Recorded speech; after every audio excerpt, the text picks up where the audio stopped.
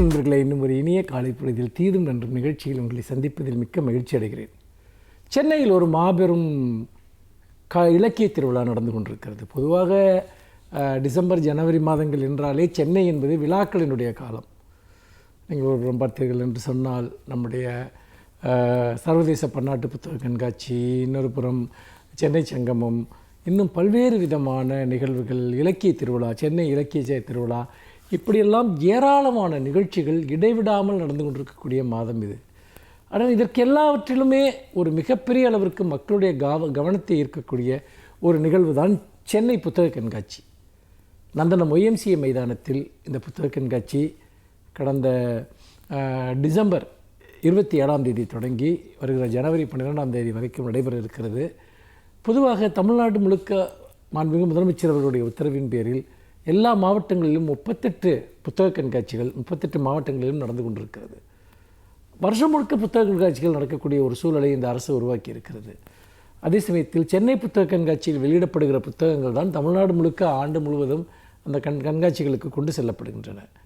இதில் நாம் பார்க்க வேண்டிய ஒரு விஷயம் என்னவென்று சொன்னால், சென்னை புத்தக கண்காட்சியை ஒட்டித்தான் புத்தகங்களை பற்றிய பேச்சுக்கள் சமூக வலைத்தளங்களில் இடம்பெறுகின்றன, ஊடகங்களில் இடம்பெறுகின்றன. நிறைய நூல் வெளியீடுகள், நூல்களை பற்றிய அறிமுகங்கள், வெளியீட்டு விழா கூட்டங்கள், இது எல்லாமே நடைபெறுவது என்பது இந்த மாதத்தில் தான்.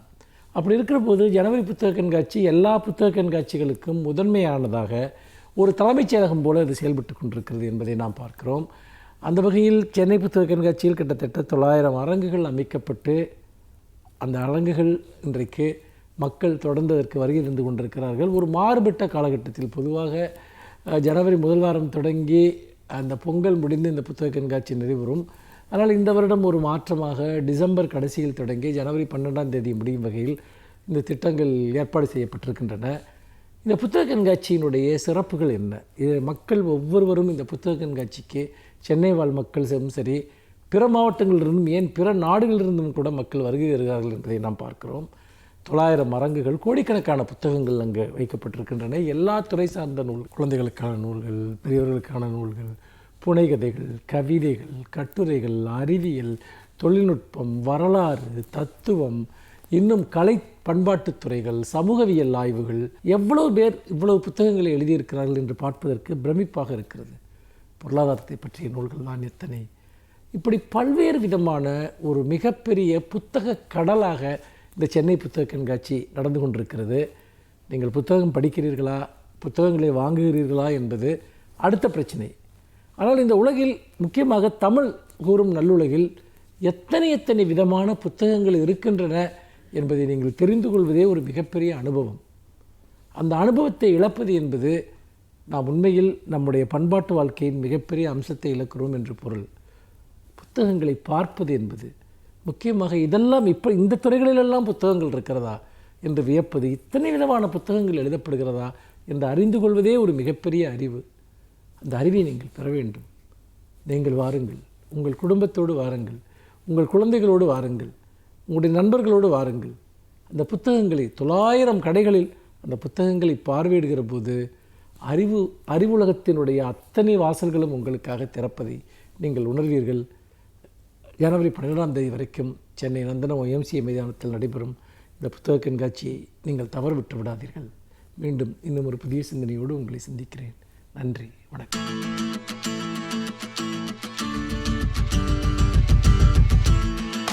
அனைவருக்கும் என் அன்பு வணக்கம்.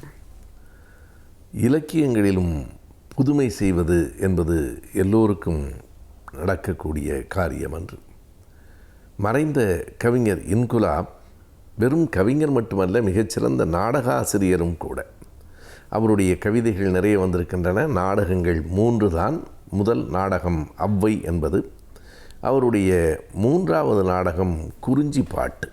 இந்த குறிஞ்சிப்பாட்டு என்பது நம்முடைய சங்க இலக்கியத்தில் இருக்கிற குறிஞ்சிப்பாட்டின் கதையை சொல்லுகிற நூல் அல்ல. ஆனால் அந்த குறிஞ்சிப்பாட்டை விட்டு முற்றுமாக விலகி நிற்கிற நூலும் இல்லை. நான் படிக்கிற இலக்கிய நூல்களிலேயே முழுக்க வேறுபட்டு நிற்கிற புத்தகம் என்று இதனை சொல்லலாம். இன்குலாப் எங்கே இருந்து இதனை எடுக்கிறார் என்றால், கபிலரினுடைய மகள் இருவரும் பாடுகிற அற்றை திங்கள் அவ்வன் நிலவில் என்கிற அந்த பாட்டிலிருந்து எடுக்கிறார். கபிலர் சங்க இலக்கியத்தில் மிக கூடுதலான பாடல்களை பாடியவர். அவர் அதியனுடைய அந்த மகள்கள், பாரியின் மகள் 2 பேரையும் அவர்தான் பிற்காலத்திலே காப்பாற்றினார் என்று செய்திகள் உண்டு. அப்போது அந்த பெண்கள் 2 பேரும் பாடுகிற அந்த பாட்டு, இது இலக்கியத்தின் ஒரு பகுதி. இன்குலாப் எதை கொண்டு வந்து இதோடு சேர்க்கிறார் என்றால், உலகம் முழுவதும் தங்கள் நிலங்களை இழந்த மக்களினுடைய குரலாக இதனை பார்க்கிறார். வெறும் பாரி மகளினுடைய குரலாக அல்ல, உலகம் முழுவதும் தங்கள் நாட்டை, நிலத்தை இழந்த மக்களின் குரலாக பார்க்கிறார். அதற்கு குறிப்பாக ஒன்றிலிருந்து அவர் விளக்கம் தருகிறார். தோழர் SV ராஜதுரை அவர்கள் இனி என்று ஒரு ஏடு நடத்தினார். அந்த ஏட்டில் ஜியால்ட் என்கிற ஒரு செவ்விந்திய, ரெட் இண்டியன்ஸ் என்று நாம் சொல்லுகிறோமே, அதாவது அமெரிக்காவின் பழங்குடி மக்கள், அந்த மக்களினுடைய தலைவன் எழுதிய ஒரு கடிதத்தையும் சங்க இலக்கியத்தின் குறிஞ்சிப்பாட்டையும் அவர் இணைக்கிறார். இரண்டும் எங்கோ வேறு வேறு காலங்களில் வேறு வேறு இடங்களில் நடந்தது. அந்த ஜியால்ட் ஒரு கடிதம் எழுதுகிறான். அங்கே இருக்கிற ஒரு பகுதியை நீங்கள் எடுத்துக்கொள்வதாக இருக்கிறீர்கள். இப்போதும் அமெரிக்காவிலே வாஷிங்டன் என்றால் 2 பெரும் நகரங்கள் இருக்கிறது. வாஷிங்டன் என்று ஒன்று இருக்கிறது, வாஷிங்டன் DC என்று ஒன்று இருக்கிறது. வாஷிங்டன் என்பது நியூயார்க் அருகில் இருக்கிறது. வாஷிங்டன் DC என்பது மேற்கு பகுதியில் இருக்கிறது. அந்த வாஷிங்டன் DCக்கு அருகில் ஜியாட்டில் என்று ஒரு பெரு நகரம் இப்போதும் இருக்கிறது. அந்த ஜியாட்டிலே அந்த செவ்விந்திய தலைவன் ஜியால்ட்டினுடைய பெயரால் தான் உருவாக்கப்பட்ட நகரம். அந்த ஜியாட்டிலையும் கபிலர் பாடிய அந்த பாரி மகளிரின் பாடல்களையும் அவர் சேர்க்கிறார். எப்படி என்றால், அவன் எழுதுகிறான் குடியரசுத் தலைவருக்கு, அமெரிக்க குடியரசுத் தலைவருக்கு, நீங்கள் இந்த பகுதியை எடுக்கப் போவதாக அறிகிறேன். ஒன்றை நினைவில் வைத்து கொள்ளுங்கள், இந்த பகுதியில் மரங்களும் செடிகளும் மட்டுமில்லை, நாங்கள், எங்களின் ஜீவன், இந்த மண்ணின் மக்களாகிய எங்களினுடைய உணர்வுகளும் கலந்தே கிடக்கின்றன என்று அவன் எழுதுகிறான். இது எங்கள் நிலம், எங்கள் மண், எங்களிடமிருந்து நீங்கள் பறித்து கொண்டீர்கள் என்பதை ஜியால்ட் எழுதுகிற அந்த கடிதம், அற்றை திங்கள் அவ்வன் நிலவில் எந்தையும் இருந்தார், நாங்கள் இந்த குன்றும் எங்களுடையதாக இருந்தது, ஆனால் இற்றை திங்கள் இவ்வன் நிலவில் எங்கள் தந்தையும் இல்லை, இந்த குன்றுகளும் இல்லை, எல்லாவற்றையும் எதிரிகள் பறித்து கொண்டார்கள் என்று பாரி மகளிரினுடைய அந்த குரல் இருக்கிறதே, அந்த குரல் அன்றைக்கு ஜியால்ட்டினுடைய குரலாக இருக்கிறது. ஜியால்ட்டினுடைய குரல் மட்டுமில்லை, உலகம் முழுவதும் தங்கள் நிலங்கள் பறிக்கப்பட்டு துரத்தி அடிக்கப்பட்ட புலம்பெயர்ந்த மக்களின் குரல்களாகவும் இருக்கின்றன என்று இன்குலாப் சொல்லுகிறார். உண்மையாகவே இந்த புத்தகத்தை படிக்கிற போது இப்படி தொடர்பற்ற 2 வரலாற்று நிகழ்வுகளை ஒருங்கிணைத்து ஓர் இலக்கியத்தையும் கொண்டு வந்து இதனை இன்னொரு புதிய இலக்கியமாக படைப்பதற்கு எத்தனை பேராற்றல் இருந்திருக்க வேண்டும் என்று தோன்றுகிறது. இன்னமும் மக்களிடத்தில் கூடுதலாக அறியப்படாத நூலாக இன்குலாபின் குறிஞ்சிப்பாட்டு இருக்கிறது. குறிஞ்சிப்பாட்டில் ஒவ்வொரு வரியும் அந்த துயரம் படிந்ததாக புலம்பெயர்ந்த மக்களினுடைய அந்த நினைவுகள் அப்பி கிடப்பதாக இருக்கிறது. ஓர் அழகிய நூல் குறிஞ்சிப்பாட்டு.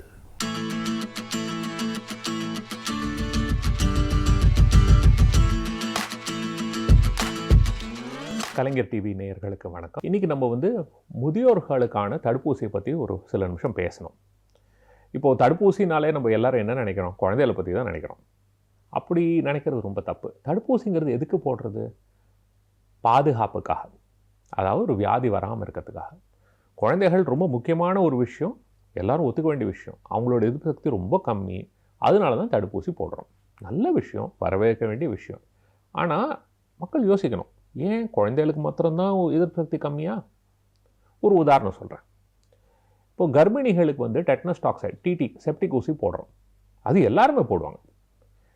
எந்த கர்ப்பிணியும் வேண்டாம் சொல்ல மாட்டாங்க. ஆனால் கர்ப்பிணிகளுக்கா டெட்னஸ் வருது? ஏன் போடுறோம்? அது ஒரு 50 வருஷம் பின்னாடி பார்க்கணும். முக்கால்வாசி டாக்டர்களுக்கே இது ஏன்னு தெரியறதில்ல. ஒரு 50 வருஷம் பின்னாடி போய் பார்த்தா அது ஞாபகம் வரும். அந்த காலத்தில் என்ன ஆகும்னா, கர்ப்பிணிகளுக்கெல்லாம் டெலிவரி ஹாஸ்பிட்டல்லாம் நடக்காது, அங்கங்கே வயல்லே நடக்கும். அப்போ என்ன ஆகும்? இந்த தொப்புள் கொடியாக இருக்கிறதுக்கு அவங்ககிட்ட ஸ்டெரைலாக ஸ்பெஷலாக பிளேடெல்லாம் வச்சுருக்க மாட்டாங்க. இந்த அருவா, கத்தி எதாவது இருக்கோ அதை வச்சு வெட்டுவாங்க. என்ன ஆகும்? டெட்டனஸ் வரும். முக்கியமாக குழந்தை தப்பிக்கிறது ரொம்ப கஷ்டம். சில சமயம் அம்மாவுக்கே ஆபத்தாக முடிகிறதுக்கு வாய்ப்பு இருக்குது.